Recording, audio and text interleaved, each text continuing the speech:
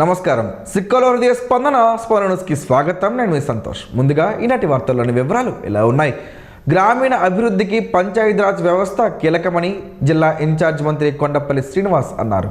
జాతీయ పంచాయతీరాజ్ దినోత్సవం సందర్భంగా జిల్లా పరిషత్ నూతన సమావేశ మందిరంలో శుక్రవారం నిర్వహించిన సమావేశంలో ఆయన ముఖ్య అతిథిగా పాల్గొన్నారు. ఈ సమావేశానికి జిల్లా పరిషత్ సీఈఓ ఆర్ వెంకటరమణ్ అధ్యక్షత వహించారు. ఈ సందర్భంగా మంత్రి మాట్లాడుతూ ప్రజాస్వామ్యంలో గ్రామ స్థాయి పాలనను బలోపేతం చేయడం అత్యంత ముఖ్యమని, పంచాయతీలు ప్రజల అవసరాలను నేరుగా పరిష్కరించే వ్యవస్థగా పనిచేస్తున్నాయని తెలిపారు. గ్రామాల్లో మౌలిక సదుపాయాలు, త్రాగునీరు, పారిశుద్ధ్యం, విద్య, ఆరోగ్య రంగాల్లో పంచాయతీల పాత్ర ప్రశంసనీయమని అన్నారు. ప్రజలు గ్రామ సభల్లో పాల్గొని తమ అభిప్రాయాలను వెల్లడించడం ద్వారా ప్రజాస్వామ్యాన్ని బలోపేతం చేయాలని పిలుపునిచ్చారు. పంచాయతీరాజ్ శాఖను మరింత బలోపేతం చేసేందుకు ప్రభుత్వం కట్టుబడి ఉందని తెలిపారు. స్థానిక ఎమ్మెల్యే గుండు శంకర్ మాట్లాడుతూ రాష్ట్ర ప్రభుత్వం స్థానిక సంస్థల బలోపేతానికి ప్రాధాన్యత ఇస్తుందని, సంస్కరణల ద్వారా వ్యవస్థలను పటిష్టం చేస్తున్నామని చెప్పారు. జిల్లా పరిషత్ సీఈఓ ఆర్ వెంకటరమణ్ మాట్లాడుతూ పంచాయతీరాజ్ శాఖ ద్వారా అనేక సంక్షేమ పథకాలను ప్రజలకు చేరవేస్తున్నామని తెలిపారు. 73వ రాజ్యాంగ సవరణ ప్రాముఖ్యతను వివరించారు. ఈ సందర్భంగా సేవల్లో విశేషంగా రాణించిన సిబ్బందికి ప్రశంసా పత్రాలు, మెమోంటోలు అందజేశారు. కార్యక్రమంలో డిఆర్డీఏ పీడీ కిరణ్ కుమార్, వివిధ మండలాల అధికారులు, సిబ్బంది పాల్గొన్నారు.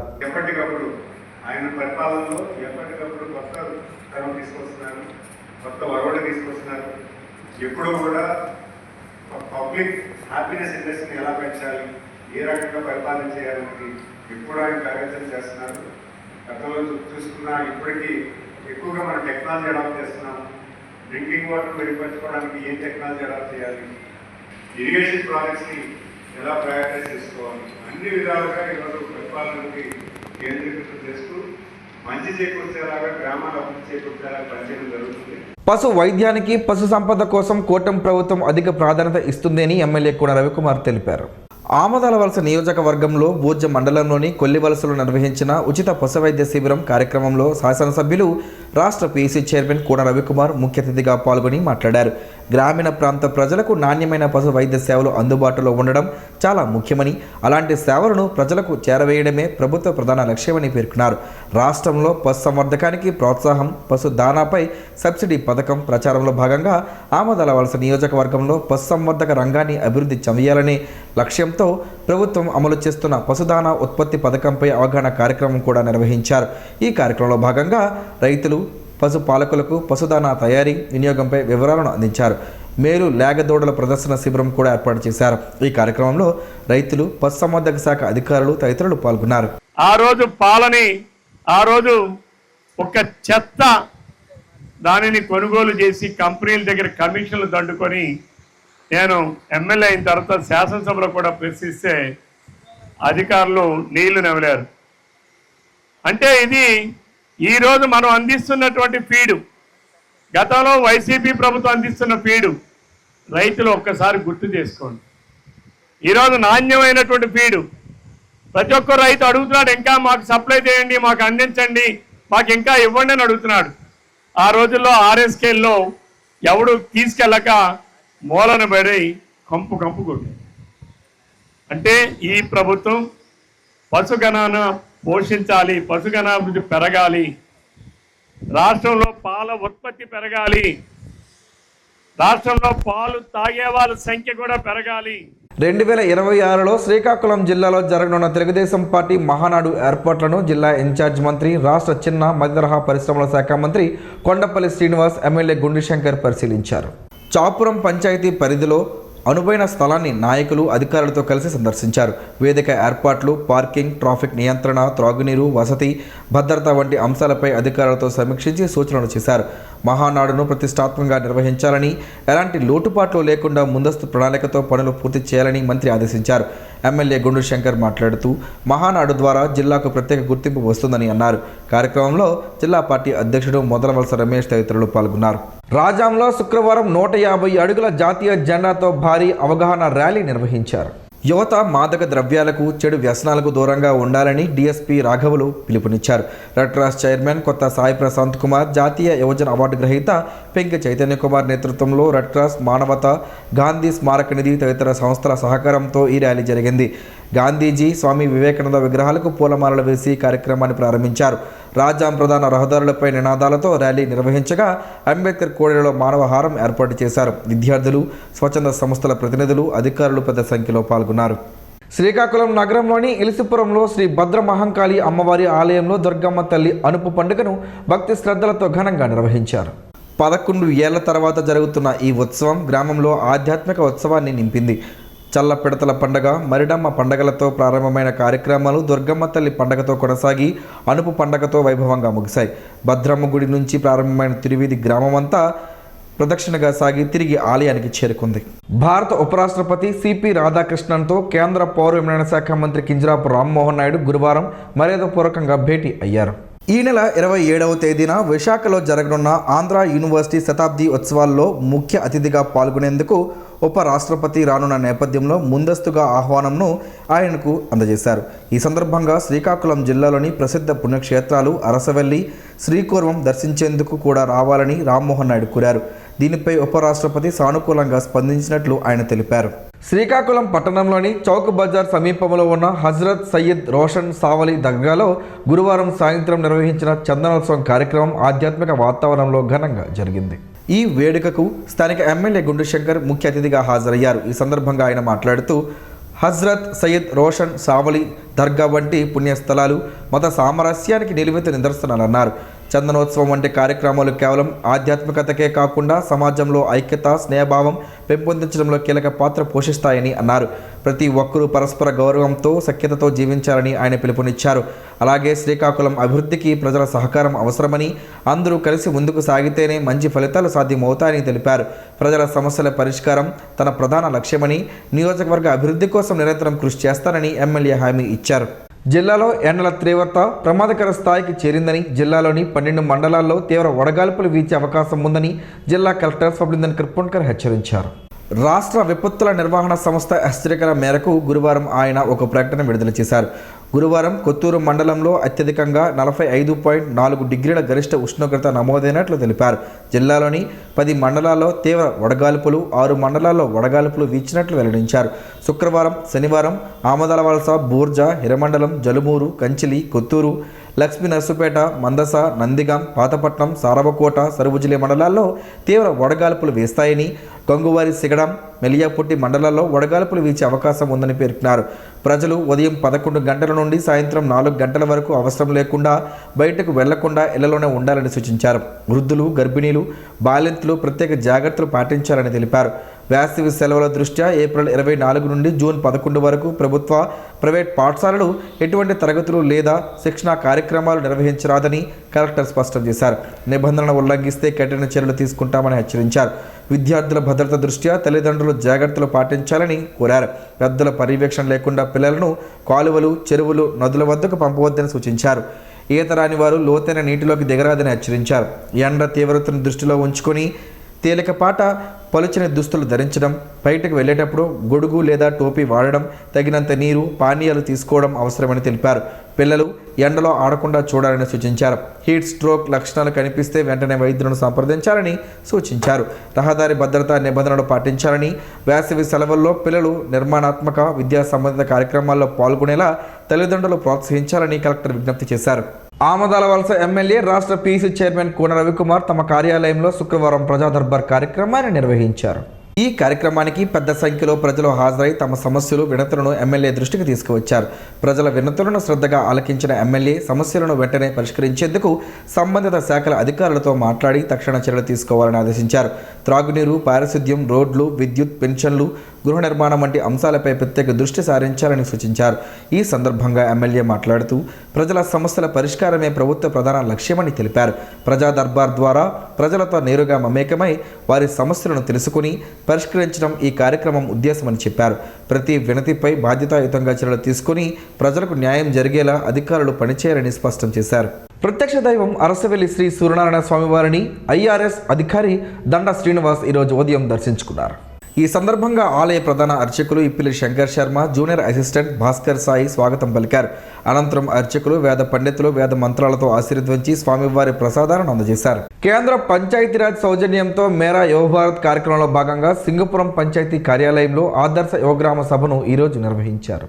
ముఖ్య అతిథిగా డిప్యూటీ మండల పరిషత్ అభివృద్ధి అధికారి కె సూర్యనారాయణ పాల్గొని స్వామి వివేకానంద చిత్రపటానికి పూలమాల వేసి నివాళులర్పించారు. అనంతరం ఆయన మాట్లాడుతూ ఈ కార్యక్రమం యువతలో నాయకత్వ లక్షణాలు, సామాజిక బాధ్యతను పెంపొందిస్తుందని తెలిపారు. మేరా యువ భారత్ డిప్యూటీ డైరెక్టర్ కె వెంకటోజ్వల్ మాట్లాడుతూ పంచాయతీరాజ్ వ్యవస్థ పనితీరును యువతకు అవగాహన కల్పించడమే ఈ కార్యక్రమం లక్ష్యమని చెప్పారు. పంచాయతీ అభివృద్ధి అధికారి ఎం శ్యామ్ సుందర్రావు ప్రజాస్వామ్య విలువలు, స్థానిక పాలనపై అవగాహన పెంచేందుకు ఇది ఉపయోగపడుతుందని పేర్కొన్నారు. కార్యక్రమంలో అధికారులు, వాలంటీర్లు, యువత పెద్ద సంఖ్యలో పాల్గొన్నారు. శ్రీకాకుళం పాతపట్నంలోని శ్రీ సంతోషి మాత ఆలయంలో వైశాఖ మాస శుక్రవారం సందర్భంగా లోక కళ్యాణార్థం ఆలయ ప్రధాన అర్చకులు విశేష పూజలు నిర్వహించారు. సుప్రభాత సేవ, క్షీరాభిషేకం, కుంకుమ పూజలు, సహస్రనామార్చన, లలితా సహస్రనామ పారాయణం తదితర కార్యక్రమాలు జరిగాయి. ఉత్తరాంధ్రతో పాటు వివిధ ప్రాంతాల నుంచి భక్తులు భారీగా తరలివచ్చి అమ్మవారిని దర్శించుకున్నారు. కార్యక్రమాలు ఆలయ ప్రధాన అర్చకులు మోదుకూరి కిరణ్ శర్మ సిద్ధాంతి ఆధ్వర్యంలో నిర్వహించబడ్డాయి. ప్రముఖులు, ప్రజాప్రతినిధులు కూడా హాజరయ్యారు. జలధార, జలహారతి కార్యక్రమాలను పెద్ద ఎత్తున చేపట్టాలని INCMD special commissioner Sai Prashanti ఆదేశించారు. 22A తొలగింపు, రీసర్వే, పట్టాదారు పాస్ పుస్తకాలు, సాలిడ్ వేస్ట్ మేనేజ్మెంట్ యూనిట్లకు గ్రామీణ, పట్టణ ప్రాంతాల్లో భూసేకరణ, జలధార ప్రాజెక్టులపై గురువారం విజయవాడ నుంచి జిల్లా కలెక్టర్లతో పాటు వివిధ శాఖాధిపతులతో వీడియో కాన్ఫరెన్స్ నిర్వహించారు. స్వచ్ఛ భారత్ మిషన్ ప్రణాళికలకు అనుగుణంగా ఘన వ్యర్థాల నిర్వహణ, మురుగునీటి శుద్ధి ప్లాంట్ల ఏర్పాటుపై సమగ్ర ప్రణాళికలు సిద్ధం చేయాలని ఆదేశించారు. స్వచ్ఛ సర్వేక్షణ్ 2025-26 కార్యాచరణలో భాగంగా పట్టణ స్థానిక సంస్థలను ODF ప్లస్గా తీర్చిదిద్దేందుకు చర్యలు తీసుకోవాలని సూచించారు. అన్ని పబ్లిక్, కమ్యూనిటీ టాయిలెట్లను పునరుద్ధరించాలన్నారు. జలధార, జలహారతి కార్యక్రమాలపై ప్రజలను చైతన్యవంతులను చేసి విస్తృతంగా పాల్గొనేలా చర్యలు తీసుకోవాలని పేర్కొన్నారు. ఈ వీడియో కాన్ఫరెన్స్లో జిల్లా నుండి కలెక్టర్ స్వప్నందన్కర్ పొన్కర్, జాయింట్ కలెక్టర్ ఫర్మాన్ అహ్మద్ ఖాన్, జిల్లా రెవెన్యూ అధికారి P Visweswararao, irrigation SC Sudhakar, DWAMA PD Lavaraju, survey and land records AD జోషిలా తదితరులు పాల్గొన్నారు. ఇసుక వాహనాలన్నింటికీ బిల్లులు ఇచ్చి పంపాలని భూగర్భ గనుల శాఖ ఉప సంచాలకులు మోహన్ రావు సంబంధిత సిబ్బందికి ఆదేశించారు. జిల్లా కలెక్టర్ ఆదేశాల మేరకు గురువారం ఆయన రెవెన్యూ, పోలీస్ అధికారులతో కలిసి గారా, బోరవల్లి, పర్లాం తదితర ఇసుక రీచ్లను పరిశీలించారు. ఈ సందర్భంగా ఆయన మాట్లాడుతూ జిల్లా గనులు, భూగర్భ శాఖ అధికారులు, సాంకేతిక సిబ్బంది, సంబంధిత గ్రామ రెవెన్యూ అధికారులు, గారా, జలుమూరు మండలాల పోలీస్ సిబ్బందికి పబ్లిక్ పాజిటివ్ పర్సెప్షన్పై అవగాహన కల్పించినట్లు తెలిపారు. గారా మండలంలోని గారా, బోరవల్లి ఇసుక రీచ్లు, జలుమూరు మండలంలోని పర్లాం, సరుబుజ్జిలి మండలంలోని పురుషోత్తపురం, ఆమదలవలస మండలంలోని కలవరం, దూసి ఇసుక రీచ్లను పరిశీలించినట్లు చెప్పారు. ఇసుక రీచ్లలో నాణ్యమైన ఇసుకను అందుబాటులో ఉంచి వినియోగదారులకు సరఫరా చేయాలని ఆదేశించారు. ఇసుక లోడింగ్ ఛార్జీలు ప్రభుత్వం నిర్ణయించిన ధరలకే వసూలు చేయాలని, వచ్చిన ప్రతి వాహనానికి బిల్లు ఇచ్చి పంపాలని ఆదేశించారు. పబ్లిక్ పాజిటివ్ పర్సెప్షన్పై వినియోగదారులకు అవగాహన కల్పించాలని, లారీ డ్రైవర్లు ఓవర్లోడింగ్ చేయరాదని హెచ్చరించారు. ఇసుక లోడ్ చేసిన తరువాత పట్టా కట్టి బిల్లు తీసుకొని వెళ్లాలని డ్రైవర్లకు సూచించారు. మాన్సూన్కు ముందుగా ఇసుక నిల్వలు సిద్ధం చేయాలని ఏజెన్సీల సూపర్వైజర్లకు తెలిపారు. నిబంధనల ప్రకారం ఇసుక రవాణా జరగాలని జిల్లా కమిటీ నిర్ణయించినట్లు చెప్పారు.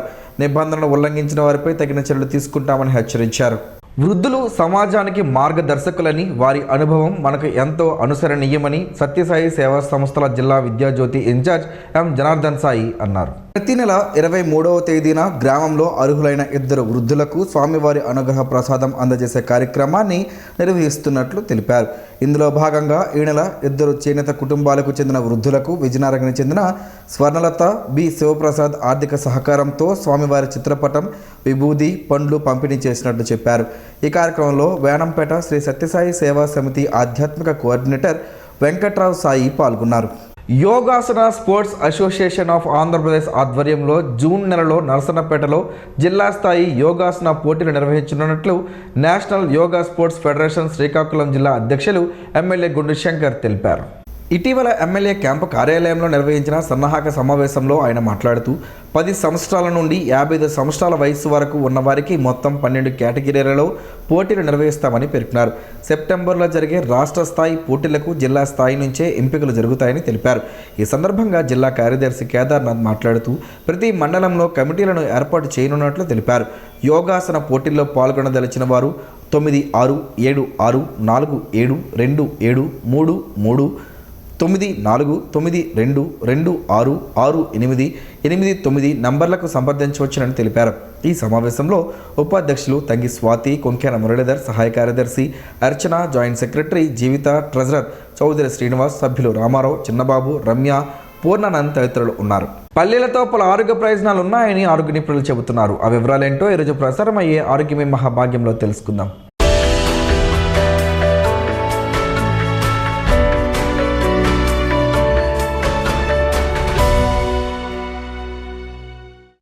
పల్లీలు ఆరోగ్యానికి చాలా మంచివి. పల్లీలు పేదవారి డ్రై ఫ్రూట్స్లా పనిచేస్తాయి. ఇవి మార్కెట్లో విరివిగా లభిస్తాయి. పల్లీలలో విటమిన్లు, ఆరోగ్యాన్ని పెంపొందించే పోషకాలు, యాంటీ ఆక్సిడెంట్లు, మినరల్స్ కూడా ఉంటాయి. కేవలం 100 గ్రాముల పల్లీలలో 567 క్యాలరీలు ఉంటాయి. దీన్ని బట్టి పల్లీలు శరీరానికి ఎంత శక్తినిస్తాయో అర్థం చేసుకోవచ్చు. అలాగే పల్లీలలో మోనోసాచురేటెడ్, పాలీసాచురేటెడ్ పుష్కలంగా లభిస్తాయి. ముఖ్యంగా పల్లీలలో అధికంగా ఉండే ఒలిక్ యాసిడ్ హార్ట్ స్ట్రోక్, గుండె సంబంధిత రుగ్మతలను నివారిస్తుంది. ఆరోగ్యం మెరుగుపడుతుందని ఇప్పటి వరకు చేసిన ఎన్నో పరీక్షలలో నిరూపితమైంది. అంతేకాదు పల్లీలు మతిమరుపు సమస్య ఉన్నవారికి ఇది చాలా ఉపయోగపడుతుంది. బిజీ లైఫ్ కాబట్టి ప్రతి చిన్న విషయం మర్చిపోతుంటాం. ఆ చిన్న విషయాలే అప్పుడప్పుడు కొన్ని జీవితాలను శాసిస్తుంటాయి కూడా. అలాంటి తప్పిదాలే మన జీవితాలను ప్రభావితం చేస్తాయి. అయితే ఇలాంటి సమస్యలు ఉన్నవారు అప్పుడప్పుడు పల్లీలు తింటూ ఉంటే బెటర్. పల్లీలలో విటమిన్ బి పుష్కలంగా లభిస్తుంది. విటమిన్ బి జ్ఞాపక శక్తి పెరుగుదలకు దోహదపడుతుంది. మతిమరుపు సమస్యతో బాధపడేవారు రోజుకు గుప్పెడు పల్లీలు తింటే మంచిది. పల్లీలలో కాల్షియం కూడా అధికంగా లభించడంతో ఎముకలు బాగా దృఢపడతాయి. పచ్చి పల్లీలు, వేయించిన ఉడకబెట్టిన పల్లీలు, ఉప్పు పట్టించిన పల్లీలు, ఈ విధంగా ఏ పల్లీలు తిన్నా గుండె ఆరోగ్యం గమనించదగ్గ స్థాయిలో పెరుగుతుందని అధ్యయనాలు చెబుతున్నాయి. అందుకే వంటకాలలో కూడా ఎక్కువగా పల్లీలు ఉండేలా చూసుకోవాలి. విటమిన్ ఇ, నియాసిన్లతో పాటు అనేకమైన ప్రోటీన్లు పల్లీలలో పుష్కలంగా లభిస్తాయి. అమినో యాసిడ్స్ కూడా పల్లీలలో పుష్కలంగా ఉండడం వలన అవి గుండె సంబంధిత వ్యాధులు దరిచేరకుండా కాపాడతాయి. ప్రతిరోజు గుప్పెడు పల్లీలు తినడం వలన గుండె సంబంధిత వ్యాధులకు చెక్ పెట్టవచ్చు. పల్లీలు తినగానే నీళ్లు తాగుతుంటాం, కానీ మన ఇళ్లలో పెద్దవాళ్ళు పల్లీలు తినగానే నీళ్లు తాగవద్దు అని అంటుంటారు. మరి ఎందుకు తాగకూడదు అన్న ప్రశ్న వచ్చే ఉంటుంది. దీనికి చాలా కారణాలు ఉన్నాయి. వాటిలో పల్లీల్లో ఆయిల్ అధిక శాతం ఉంటుంది. ఈ క్రమంలో పల్లీలను తిన్న వెంటనే నీటిని తాగితే అది పల్లీల్లో ఉండే ఆయిల్తో కలిసి ఆహార నాళంలో కొవ్వు పేరుకుపోయేలా చేస్తుంది. అలాగే పల్లీలను తినగానే నీటిని తాగితే అవి త్వరగా జీర్ణం కావంట. దీనివల్ల గ్యాస్, అజీర్ణం వంటి సమస్యలు ఎదుర్కోవాల్సి వస్తుంది.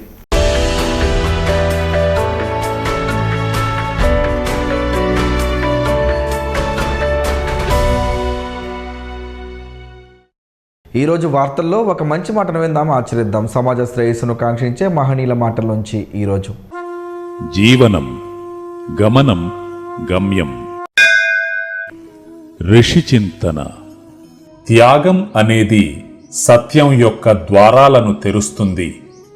విశ్వాసం అనేది సత్యం యొక్క అనుభూతిని నీ ముంగిట నిలుపుతుంది. ప్రశ్నించేవాడు ఆ క్షణం మూర్ఖుడు, కాని తనను తాను ప్రశ్నించుకోలేనివాడు కలకాలం మూర్ఖుడు. ఓం శ్రీ గాయత్ర్యై నమః.